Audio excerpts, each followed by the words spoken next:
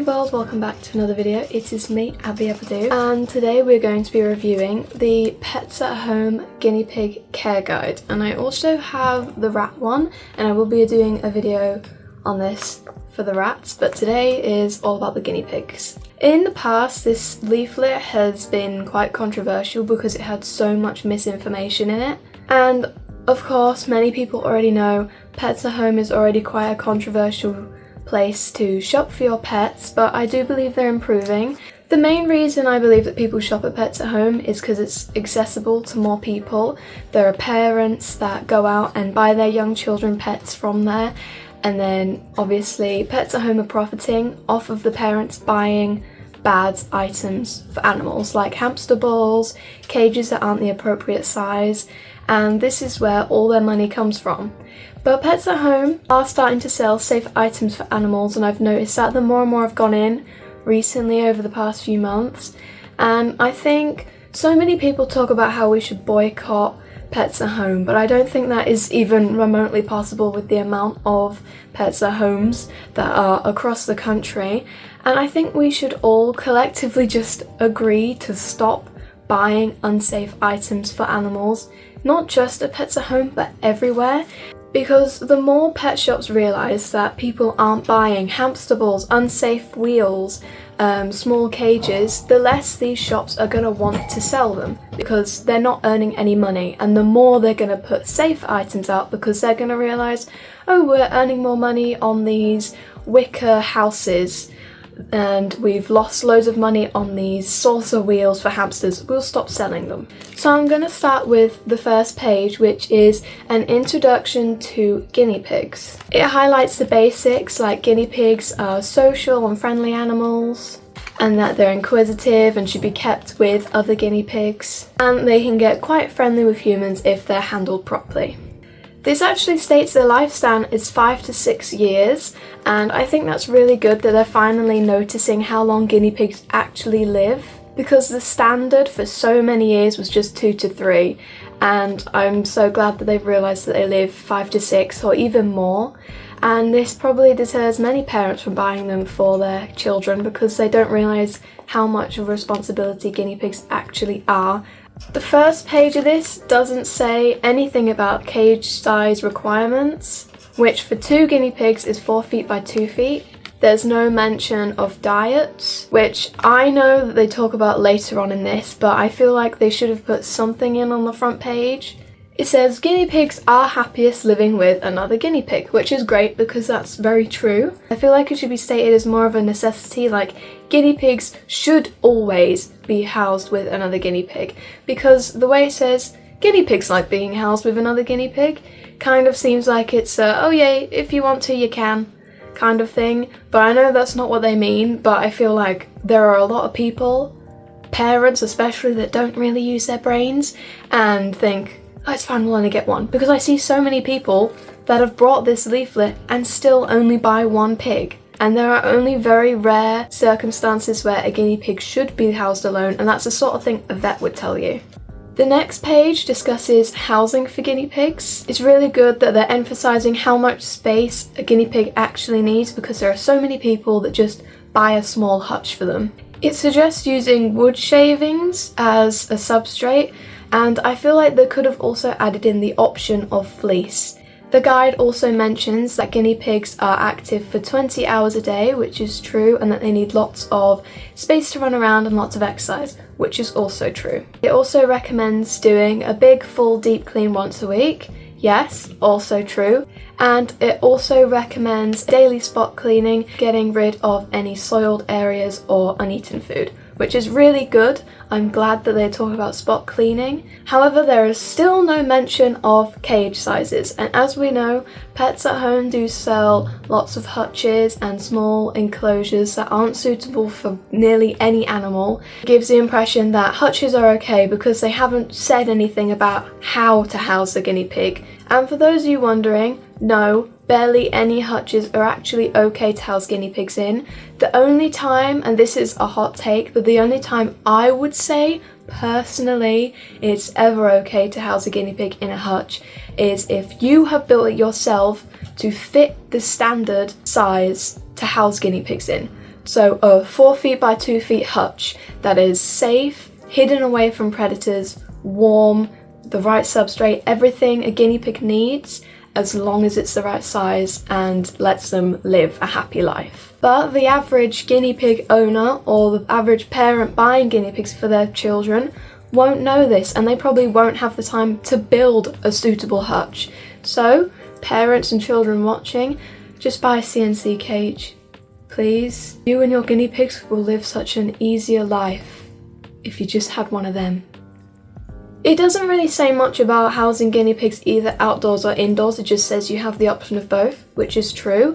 If you were housing them indoors, that's great, that's the best situation.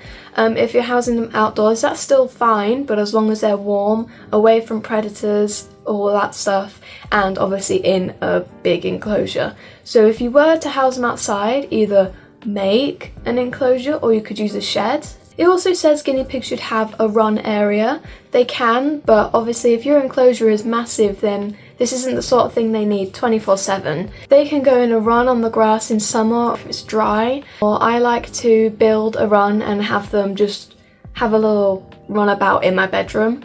Now this page is where it talks about being housed indoors or outdoors a little bit more into detail. And like I said previously, I do agree as long as the outdoor housing is safe. Now I'm really happy they've mentioned this because it says in colder weather you want to bring them inside. And I also really like how it mentions that if you used a garage to house them, that you don't want to put them in a garage with vehicles in it because of the fumes of petrol. It also says guinea pigs thrive with a companion, which kind of hammers in the point of needing 2 or more, which is good. I'm glad they're making more of a point about this, but I feel like they should have just started with this from the first page. It says either a neutered male with females or 2 females, 2 males, whatever, and it also talks about how males can squabble sometimes, which again I'm really happy they've mentioned.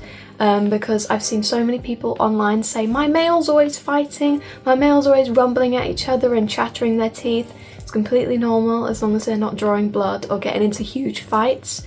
I think they really should have added in that if you think your guinea pig cannot be housed with other guinea pigs, that you should consult a vet and talk to them about it and really think about it before you make that decision. And now it says consult a vet when thinking about neutering. I agree, obviously you can't do that sort of thing at home, but it also says consult a vet when introducing a new guinea pig to your group or your pair or your herd, whatever.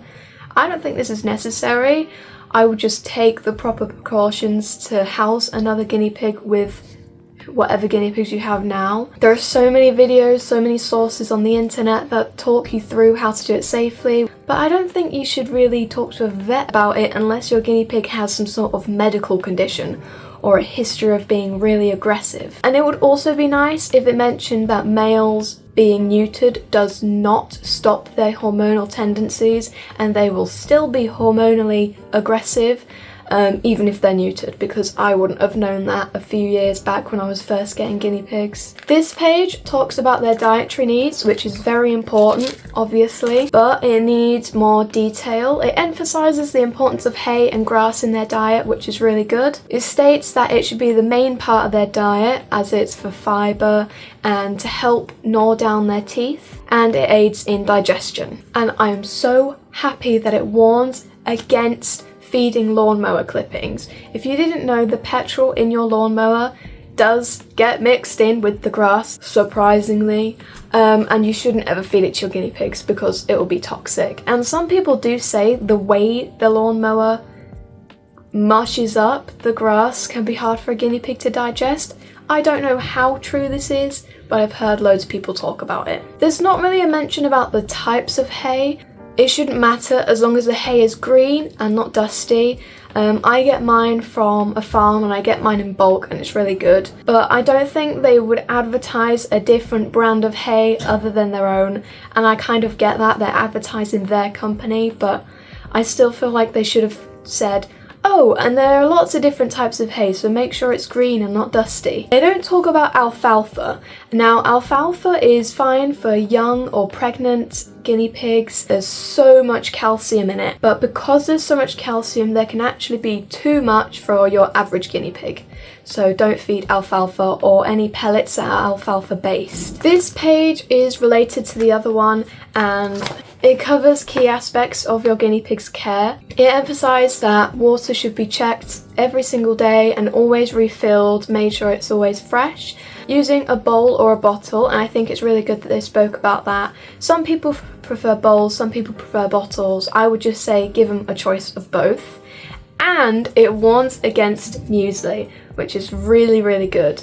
But it's a bit hypocritical because they sell muesli, but maybe it's something they're planning to take off the shelves. I don't know, I think it was a bit odd that they said that. I mean, it's good, but it's odd that they said that when they are the ones selling muesli as well. It encourages guinea pig specific pellets, really good.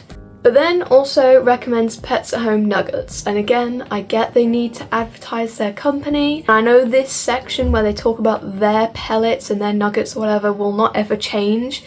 But if it were me, I would just say guinea pig pellets and then recommend some good ones. And lastly, it discovers safe vegetables, which are too high in sugar, which ones give good vitamin C. I think that's really important. I feel like they could have provided a list instead of just saying some vegetables are really good because they provide vitamin C and some are really bad, like carrots, because they have lots of sugar. I feel like they could have done two separate lists of what are the best and what are the things you shouldn't be feeding your guinea pig. It correctly recommends leafy greens, but kind of lumps herbs all together as if it's just one general thing. Some herbs like mint can cause lots of bloating. We're nearly at the end, so bear with me. This section covers guinea pig grooming, hygiene and adoption. It advises grooming long-haired guinea pigs daily and short-haired guinea pigs once or twice a week.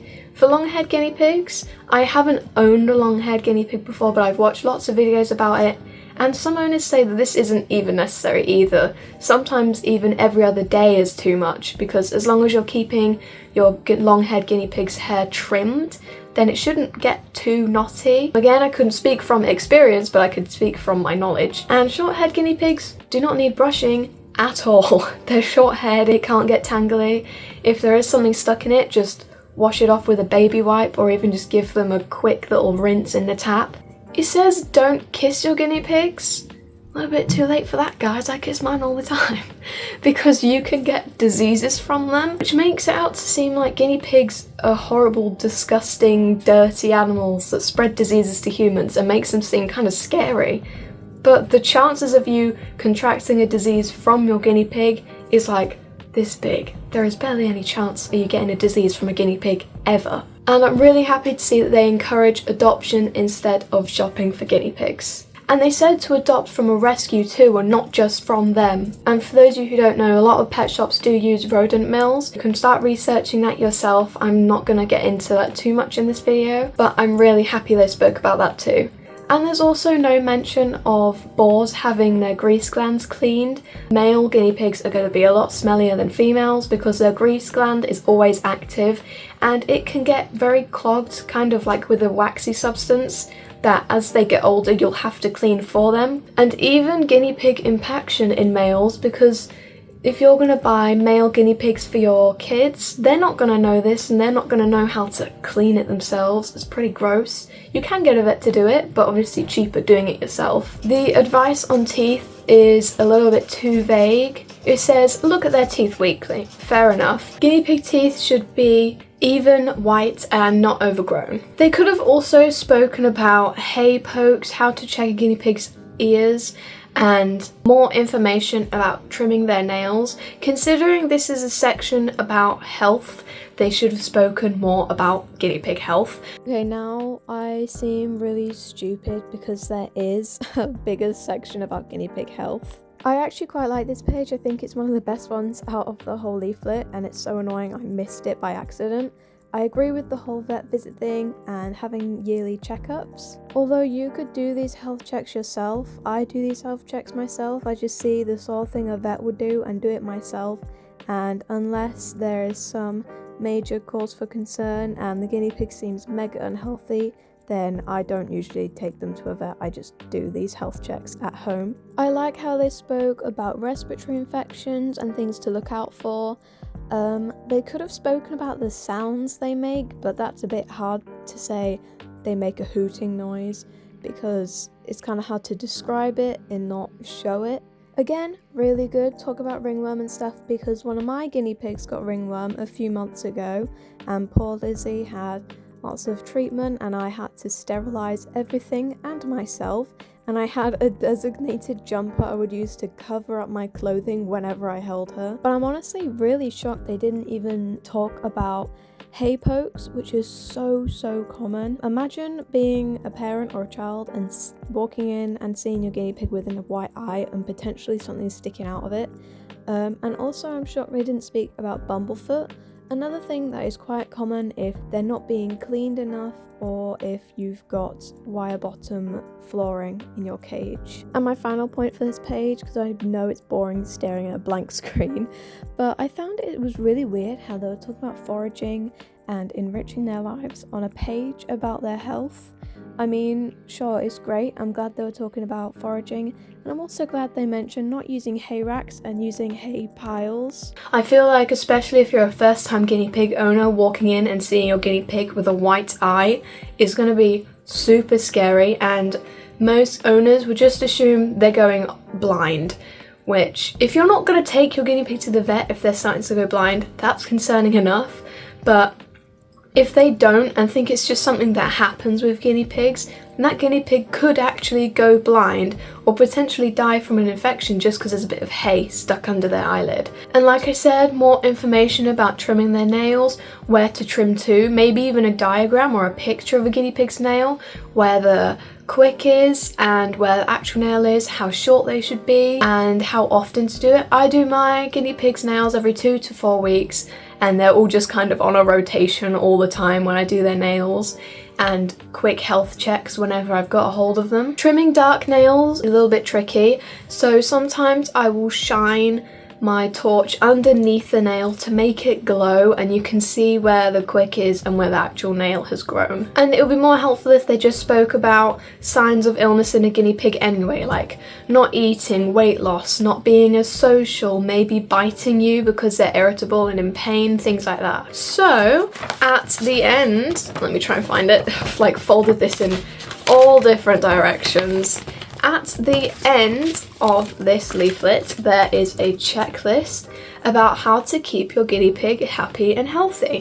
I think this is a good idea. They mention that you need 2 or more guinea pigs. Really good, makes it seem even more of a necessity now that it's on a checklist of things you have to have. They emphasize the safe wood shavings, but doesn't really talk about what that is. Again, kiln dried, hemp, dust free, all that sort of stuff. I actually like the mention of an activity feeder, which is basically a foraging toy. A ceramic bowl, good, they can't flip the bowl over, or an activity feeder.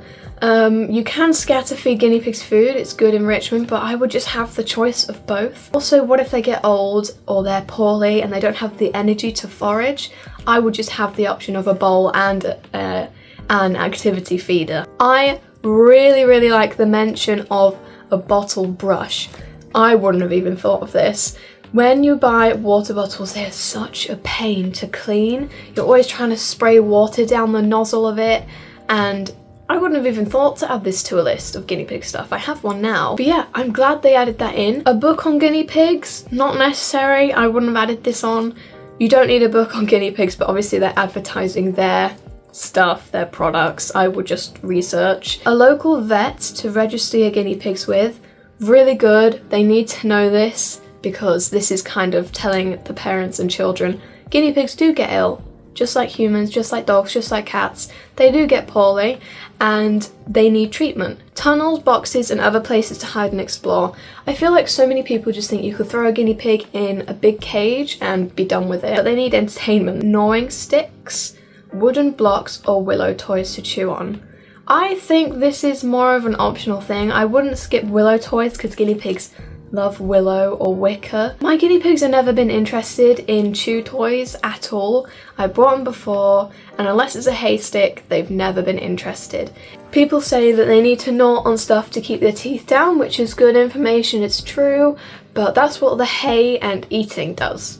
That's what hay is for. It's 80% of their diet for a reason. Not only is it healthy for them and their gut, but also for their teeth. It isn't a bad thing to have chew toys. Could be a waste of money and just another thing to get when really it's not a necessity unless your guinea pigs have a preference for them. But I guess you can only really find that out if you got them. Now there are 2 pages. One of them is about welfare needs, and this other one, if I completely unfold this, talks about if guinea pigs are the right pet for you. I wish more people would talk about that you should be right for the pet as much as the pet should be right for you. And I really like that they said guinea pigs are not suitable for young children. I am so happy they said this. There are so many young kids that walk in with their parents and go, "Mom, Dad, they're so cute, I really want a pair," or "I really want one," and they get one and the parents end up looking after them. Or the kids don't know what to do with it, or it gets neglected because you don't realise how much they need. Overall, I would say this is actually pretty decent. And I know so many people like to bash on pets at home because they're unethical, they not always have had the right care, and I completely agree. And I also bash on them sometimes. I walk in and I think, why are they selling hamster balls? Why are they selling saucer wheels?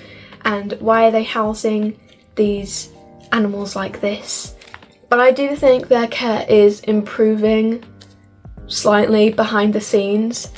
The only thing, I went in Pets at Home the other week, obviously, because that's where I got these leaflets from, and I think because they're improving their information, I think it's so weird then they're not improving their actual care.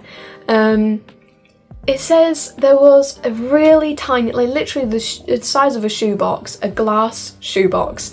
And if you don't own rats, you should never house them in a tank. There's too much ammonia buildup, their respiratory systems are too sensitive, blah, blah, blah, all of that. And it stated this on this little board. Make sure they have a tall cage, lots of space to run around, loads of toys, lots of enrichment. Don't house them in a tank. But this plaque was on a tank, ready to house rats in it. And then you move to the side and there's one for hamsters. Make sure there's deep bedding. Literally not even a layer of bedding. Make sure there's lots of space because they run miles at night in their wheel. No space, another shoebox. But they're not going by their recommendations. And this is also why I think people get the impression that guinea pigs can live in tanks because Pets at Home have them in tanks. I do believe Pets at Home are improving, even if it's just slightly in the background, it's better than nothing. But I wish they would make it more obvious. But yeah, those are just my opinions. I know this video has been quite long, it's longer than my usual videos, but it was quite fun to film, it was really fun to do the research for this video. And of course I have the rats one, which is untouched, and I haven't actually looked through it yet. And I'll see you all in the next video. Bye!